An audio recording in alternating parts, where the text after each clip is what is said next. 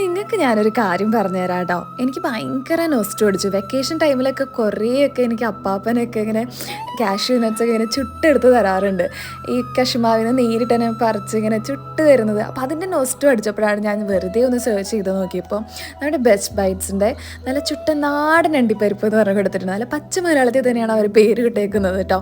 അപ്പം അവരുടെ കഴിച്ചു നോക്കിയപ്പോൾ എൻ്റെ ദൈവമേ, ആ ശരിക്കും നമ്മൾ നാച്ചുറലി എങ്ങനെയാണോ അത് ചെയ്യുന്നത്.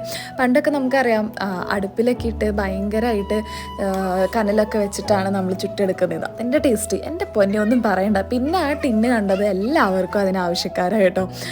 ഇച്ചായനും വന്ന് അതിൻ്റെ പകുതി അധികം ആ ഒരൊറ്റ ഇരിപ്പിന് അവൻ തീർത്തു കേട്ടോ. പിന്നെ എല്ലാവരും ഓരോരുത്തരെ ക്യൂ ആയിട്ട് വന്നു. 2 ദിവസത്തേക്കെങ്കിലും വെച്ച് എനിക്ക്.